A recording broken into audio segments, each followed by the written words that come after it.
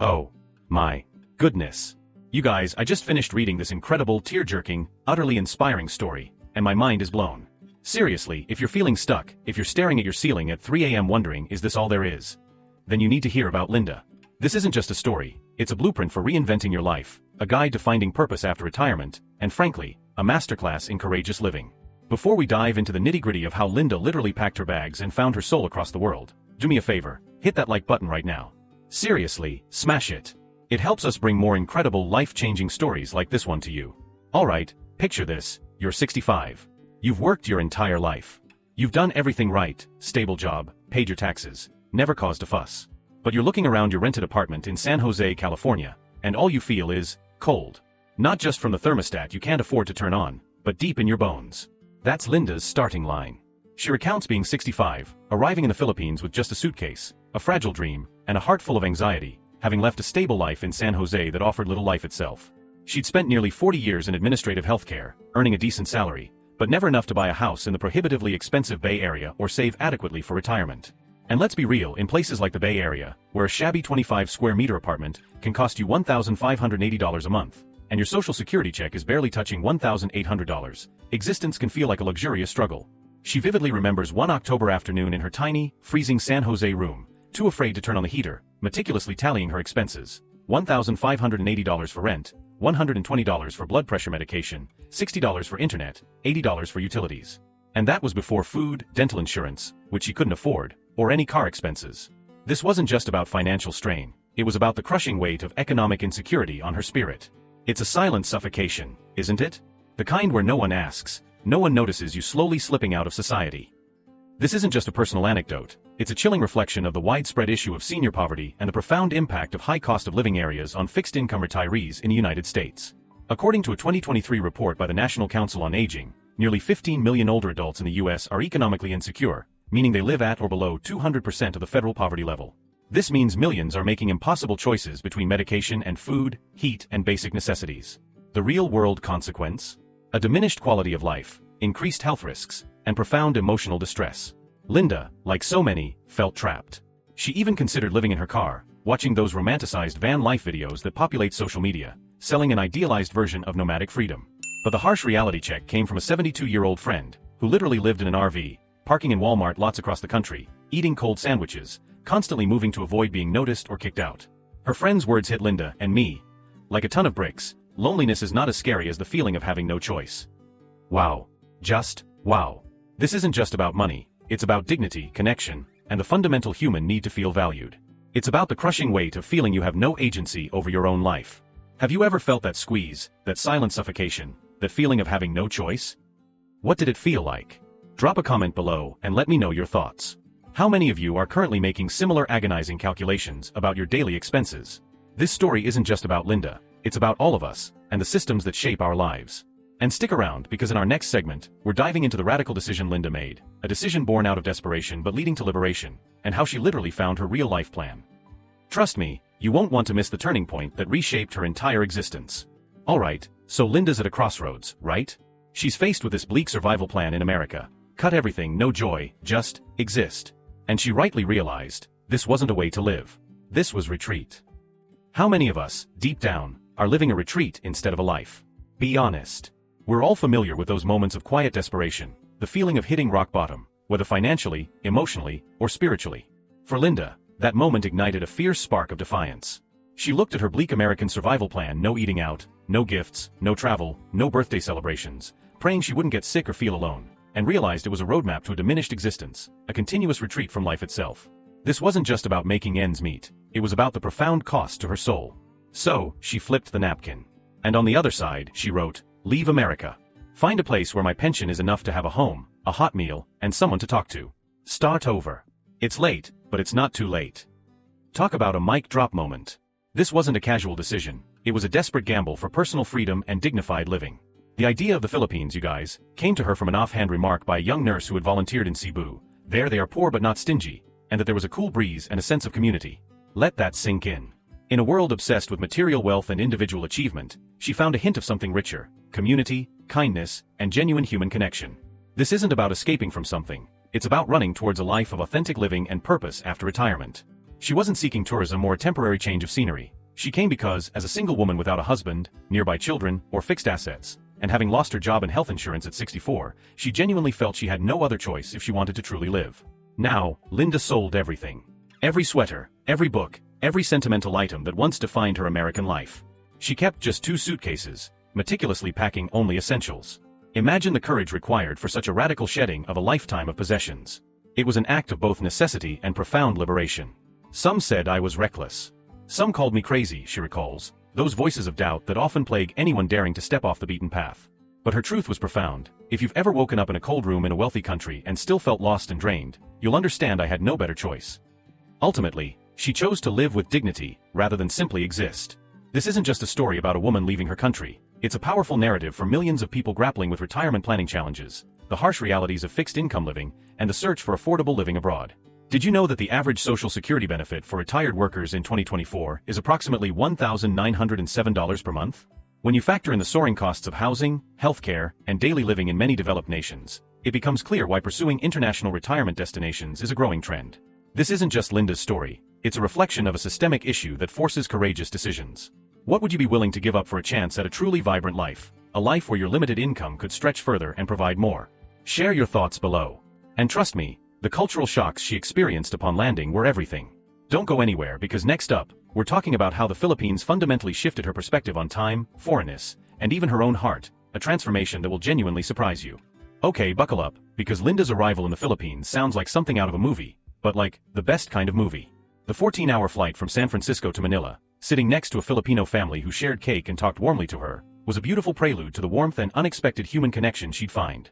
She immediately felt a profound shift upon landing. The air was hot, humid, lightly scented with smoke, but she didn't recoil. Instead, she felt vibrant.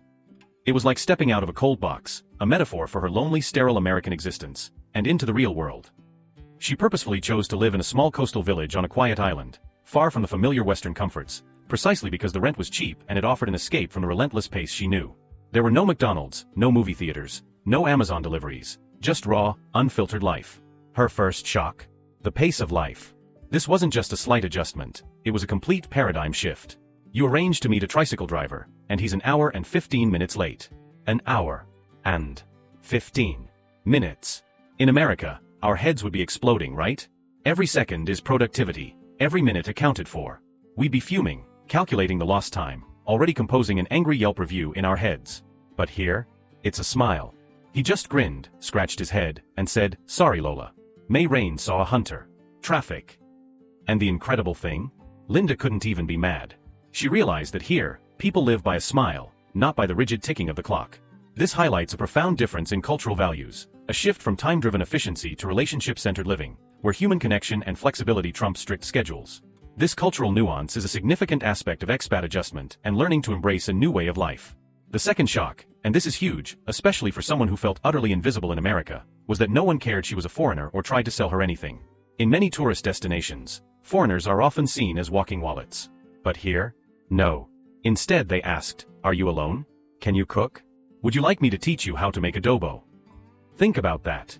Strangers inviting you into their homes for tea, sharing fresh coconuts. She was accustomed to the cold distance of American cities, where neighbors might live next door for years without knowing each other's names. But here, strangers opened their doors and their hearts. This is the essence of Filipino hospitality, deeply rooted in the concept of pakikasama, meaning harmony and living in peace with others, without competition or ego. It's about genuine connection, not transactional interactions. This profound sense of community belonging is a powerful antidote to the social isolation and loneliness epidemic many face in Western societies. But the most profound shock was to her own heart.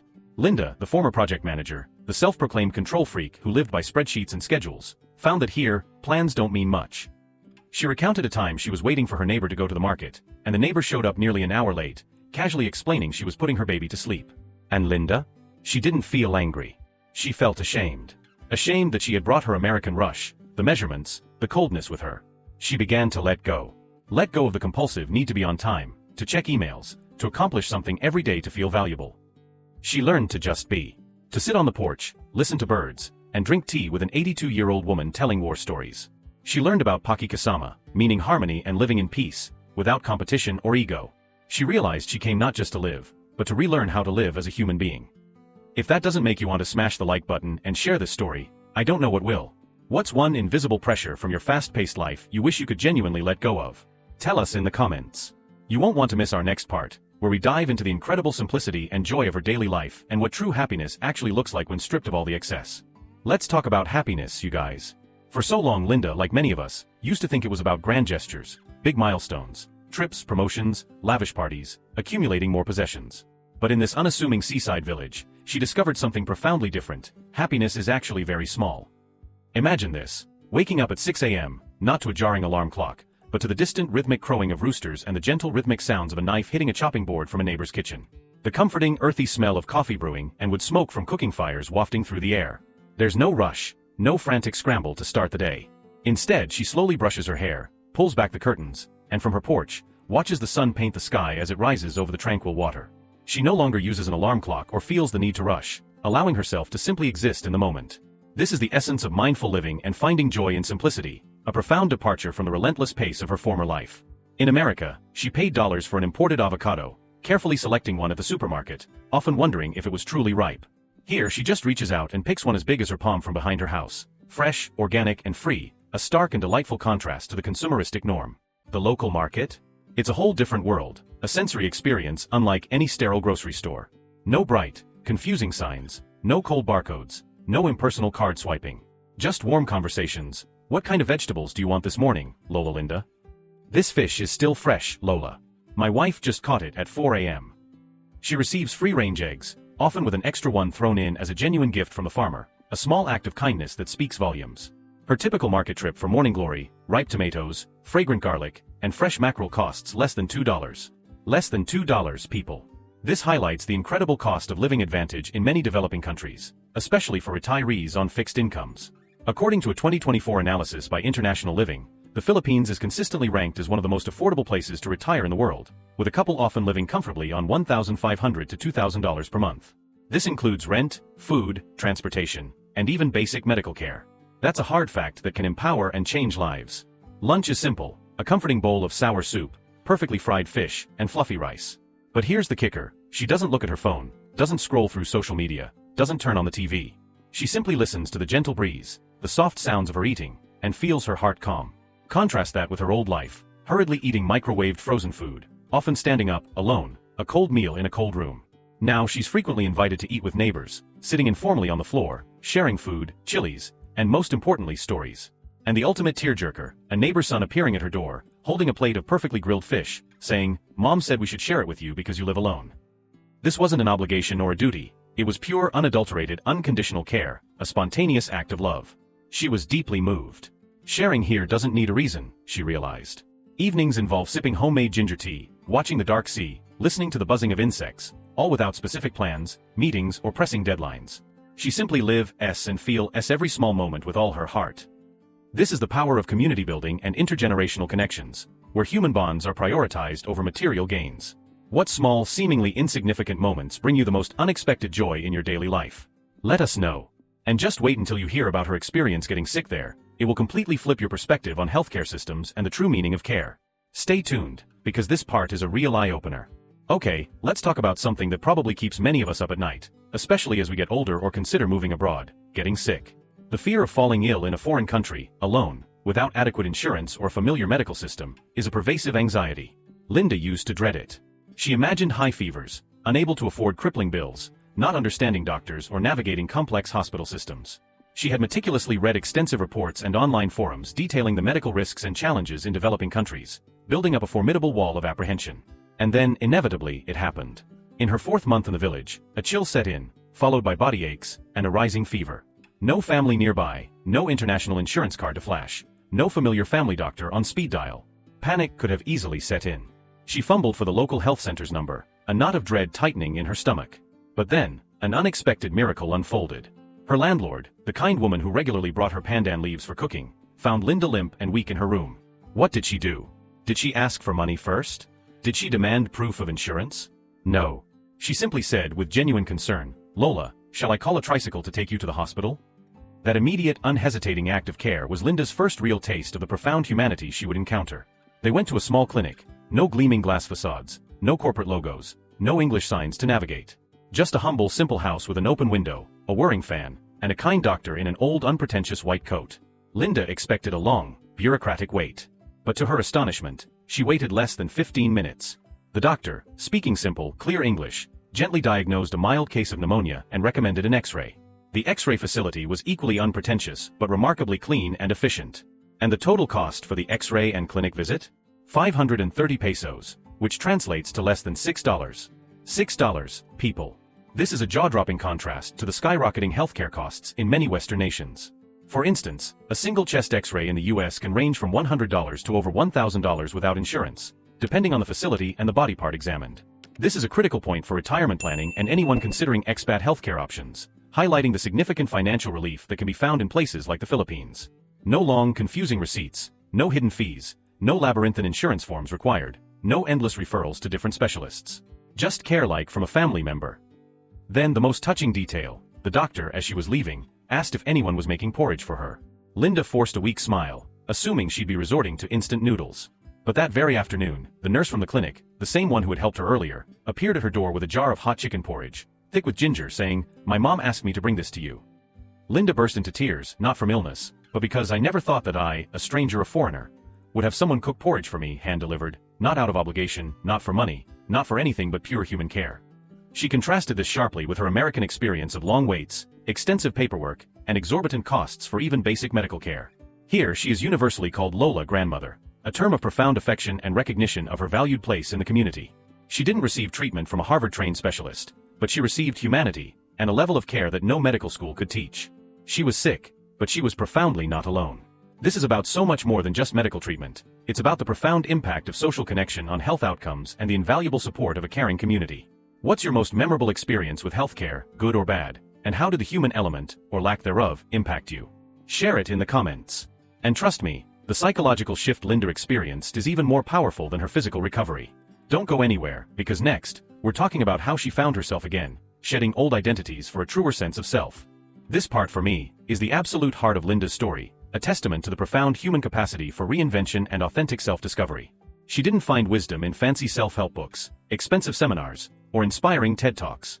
She found it from ordinary people with genuine hearts in her small village, people whose simple lives held profound lessons in humanity, resilience, and unconditional love.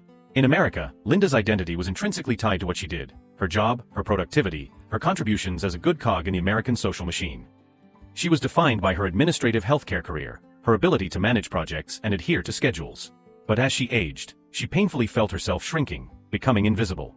"I started to feel like a burden," she recounts, marginalized from conversations, dismissed as someone who wouldn't get technology. And after she retired? The silence was deafening. Her phone only buzzed with automated bank notifications. No one called, no one checked in, and on her birthday, there was complete silence. This feeling of obsolescence, of losing your identity when you're no longer defined by your work, is a cruel challenge for so many retirees. It's a fundamental crisis of purpose after retirement, a deep yearning to still contribute and feel valued. But in the Philippines? She found a different version of herself. Here, she wasn't a retired project manager struggling with a fixed income. She was Lola, a grandmother, a wise elder. And she started smiling, not forced, polite smiles, but genuine heartfelt grins that reached her eyes. People didn't just nod politely when she spoke, they listened. They truly wanted to hear her stories, her experiences. She felt needed, not for her money or her expertise in some corporate system, but simply as a human being. She became Lola, the grandmother in the village, someone who could teach cooking, mend a torn shirt, or simply watch the children while their parents worked. This isn't just about a change of scenery, it's a fundamental shift in social value systems. In many Asian and collectivist cultures, elders are revered, their wisdom sought after, their presence cherished, and their experience valued. They're not shunted aside, they're central to the fabric of family and community. Young people actively ask for their experience, and children instinctively climb onto her lap, eager for a story. This contrasts sharply with the often individualistic and youth-centric focus in some Western societies, where wisdom is sometimes undervalued in favor of new trends. Linda learned profound lessons from the villagers that reshaped her understanding of life and connection. She learned compassion from a woman whose husband had abandoned her years ago for another family.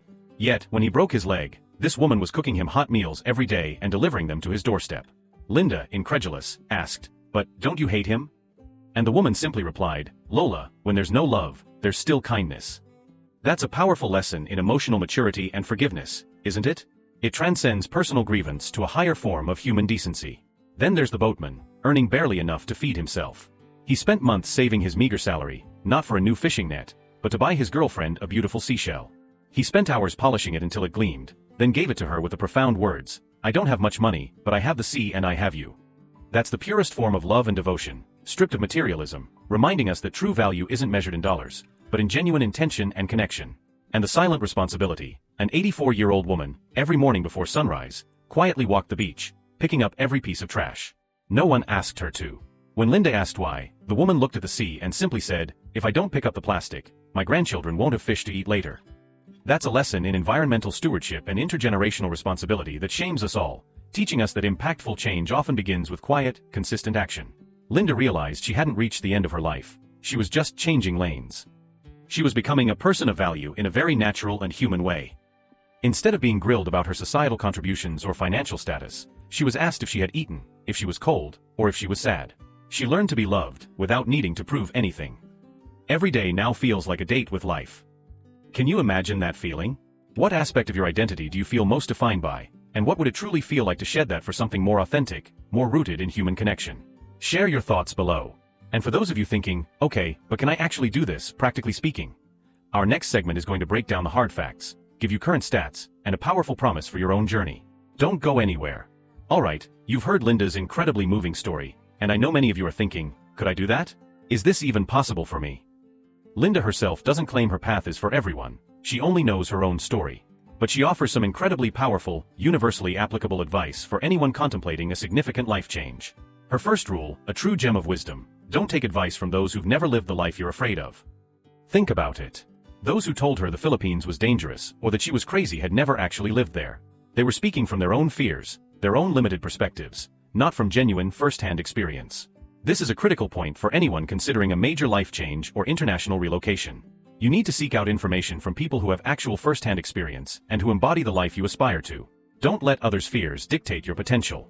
She suggests trying it like a vacation first, for a month or 3, without selling everything or rushing to buy a house.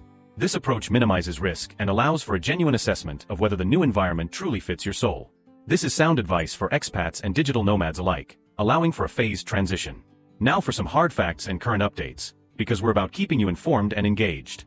Linda lives in a province, a small coastal village, which is absolutely key to the incredibly low cost of living she experiences.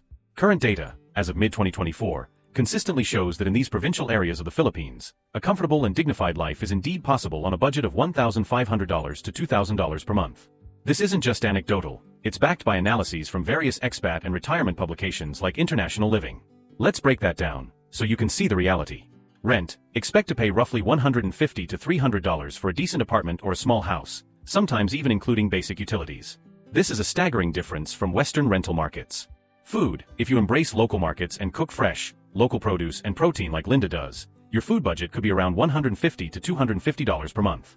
Transportation: utilizing tricycles, local buses, or jeepneys keeps transportation costs incredibly low, often just $50 to $100 per month. Regular medical checkups: for basic consultations and minor issues in local clinics, costs can be as low as $10 to $30. This is a crucial point for retirement planning given the high healthcare costs elsewhere. Linda also wisely recommends a buffer of $300 to $400 for miscellaneous expenses or emergencies. This affordability is a massive draw for those on fixed retirement incomes or seeking a significantly lower cost of living without sacrificing quality of life. For visa information: U.S. passport holders can enter the Philippines for 30 days visa-free. It's relatively easy to extend this for 1 to 2 months at a time at immigration offices, as Linda has successfully done for 3 years. For long-term settlement, a retirement visa, SRRV, is an option, typically requiring a deposit, but again, experiencing the lifestyle first is highly recommended before committing. Cultural immersion is also crucial. Linda emphasizes learning basic greetings, thanks and apologies in the local language, like salamat po, thank you. That small gesture of respect, that willingness to connect on a deeper level, can open doors and warm hearts, turning strangers into extended family. She vividly recounts how saying salamat po made the vegetable seller beam and call her apo grandchild, a profound sign of acceptance and warmth. What we learned from our previous discussions on countries like Portugal and Mexico, which are also popular for retirees, is that while affordability is a huge factor, the cultural receptiveness and the genuine sense of community truly make or break the experience. The Philippines, with its inherent pakikasama, harmony and social connection, truly shines in this regard. Linda initially packed 5 suitcases, but quickly realized she only needed 2. I realized I didn't need things. I needed connection. Her advice for packing: bring a few family photos, a trusty notebook, and something that makes you feel like yourself. If you crave the familiar conveniences of Walmart or McDonald's on every corner, the provinces aren't for you. But if you're open to embracing local experiences, connecting with genuine people, and discovering a new rhythm of life, then you'll find you came here to live truly.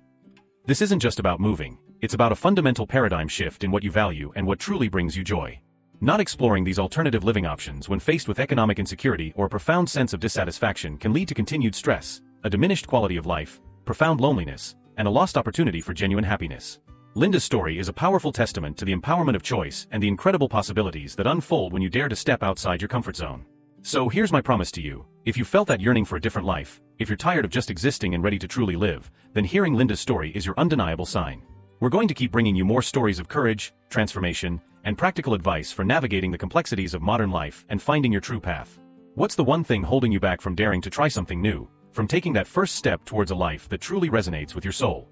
Let us know in the comments below, and let's build a community of brave souls ready to live truly, to discover their own versions of Lola Linda's peace. Remember to smash that like button and subscribe, because who knows? Maybe one day, we'll all be sitting together on a porch, somewhere beautiful in the world, sipping ginger tea, and sharing stories of how we were brave enough to live truly.